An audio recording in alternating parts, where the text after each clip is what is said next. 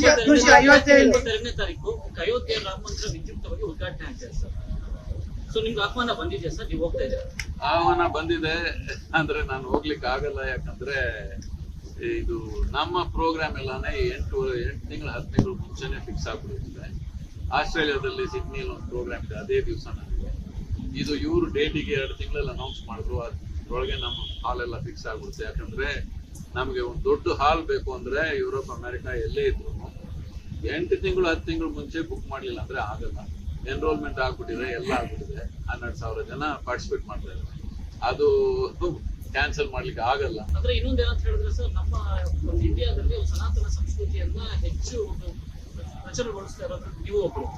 So ನೀವು ಅಂತ ಕಾರ್ಯಕ್ರಮಕ್ಕೆ ಹೋದ್ರೆ ನಿಮ್ಮನ್ನ ಯಾರು ಇದು ನನ್ನ ದುರದೃಷ್ಟ, ಹೋಗ್ಲಿಕ್ಕೆ ಆಗ್ತಾ ಇಲ್ಲ ಅಷ್ಟೇ ಸರ್. ಅಯೋಧ್ಯೆ ರಾಮ ಮಂದಿರದ ಬಗ್ಗೆ ನಿಮ್ಮ ಅಭಿಪ್ರಾಯ ಸರ್? ಅಪೂರ್ಣವಾಗಿರ್ತಕ್ಕಂಥ ರಾಮ ಮಂದಿರ ಉದ್ಘಾಟನೆ ಮಾಡಬಹುದು. ಸಾಕಷ್ಟು ಸ್ವಾಮೀಜಿಗಳು ಅದಕ್ಕೆ ವಿರೋಧ ವ್ಯಕ್ತಪಡಿಸ್ತಾರೆ. ಅಪೂರ್ಣ ಅಂತ ಯಾರು? ರಾಮ ಮಂದಿರ ಇನ್ನೂ ಫಿನಿಶಿಂಗ್ ಆಗಿಲ್ಲ ಅಂತ. ಇಲ್ಲ ಗುರುಜಿ ಈಗ See, what you're trying to say is incomplete. You must understand, a temple is a consequence of human devotion. ನಿಮಗೆ ಯಾರ ಮೇಲಾದ್ರೂ ಬಹಳ ಪ್ರೀತಿ ಇದ್ರೆ, ಇದೆಯಾ ಯಾರ ಮೇಲಾದ್ರೂ ಬಹಳ ಇದ್ರೆ ಎಷ್ಟು ಮಾಡಿದ್ರು ಸಾಕಾಗಲ್ಲ. ಸ್ವಲ್ಪ ಮಾಡಿದ್ರೆ ನೀವು ಬಹಳ ಮಾಡ್ಬಿಟ್ಟೆ ಅಂತ ಯಾರು ತಿಳ್ಕೊತಾನೆ? ಹೃದಯದಲ್ಲಿ ಪ್ರೀತಿಯನ್ನು ಇಲ್ಲ, ಅವ್ರಿಗೇನೆ ಬಹಳ ಮಾಡ್ಬಿಟ್ಟೆ ಅಂತ ಒಂದು ಏನೋ ಬರುತ್ತೆ. ಪ್ರೀತಿ ಇದ್ರೆ ನಿಮ್ಗೆ ಹೃದಯದಲ್ಲಿ ಎಷ್ಟೇ ಮಾಡಿದ್ರು ಸಾಕಾಗಲ್ಲ. ಅದರಿಂದ ಈ ದೇವಸ್ಥಾನ ಅನ್ನೋದು ಕಂಪ್ಲೀಟ್ ಆಗಲ್ಲ ಯಾವತ್ತೂ.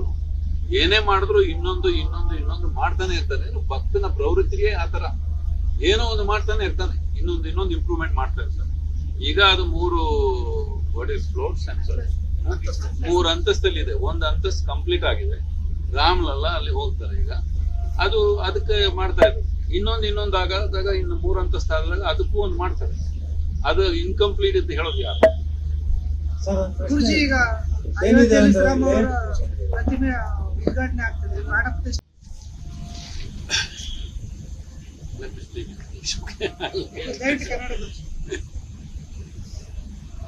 See, there are different types of consecrations. ಪ್ರತಿಷ್ಠೆ ಅನ್ನೋದು ಬಹಳಷ್ಟು ವಿಧವಾಗಿದೆ. ಒಂದು ಮಂತ್ರಗಳು ಉಪಯೋಗಿಸಿ ಮಾಡ್ಬೋದು, ಇನ್ನೊಂದು ರಿಚುವಲ್ಸ್ ಉಪಯೋಗಿಸಿ ಮಾಡ್ಬೋದು. ಅದರಲ್ಲಿ ಹಲವಾರು ವಿಧವಾದ ರಿಚುವಲ್ಸ್ ಇದೆ. ಇದರಲ್ಲಿ left hand ritual, right hand ritual ಅಂತ ಬಹಳಷ್ಟು ವಿಧವಾದ ರಿಚುವಲ್ಸ್ ಇದೆ. ಇಲ್ಲ ಪ್ರಾಣ ಪ್ರತಿಷ್ಠೆ ಮಾಡಿ. ಈಗ 4 ಏನಾದ್ರೂ ಒಂದು ವಸ್ತು, ಈಗ ಯಾಕೆ ಇಲ್ಲಿ ಹೂವು ಇಡ್ತಾರೆ, ಇಲ್ಲಿ ಏನೋ ಒಂದು ಮಾಂಸ ಇಡ್ಬೋದಲ್ಲ,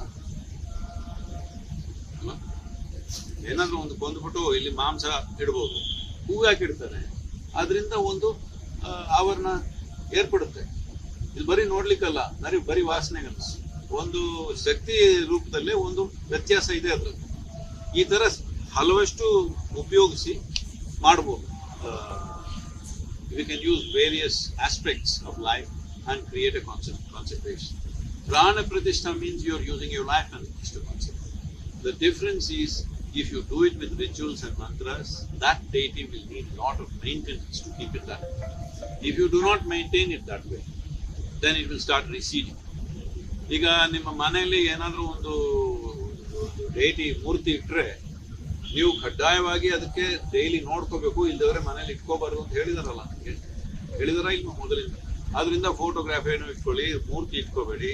ಮೂರ್ತಿ ಇಟ್ರೆ ಡೈಲಿ ನೋಡ್ಬೇಕು. ಯಾಕಂದ್ರೆ ಒಂದು ಶಕ್ತಿ ಆಗಿರೋ ಒಂದು an energetic form, if you don't take care of it, it will start receding. A receding energy form is not good for us. So that is why daily care is needed. But if you do prana pratishtha, it needs very little care or almost no care.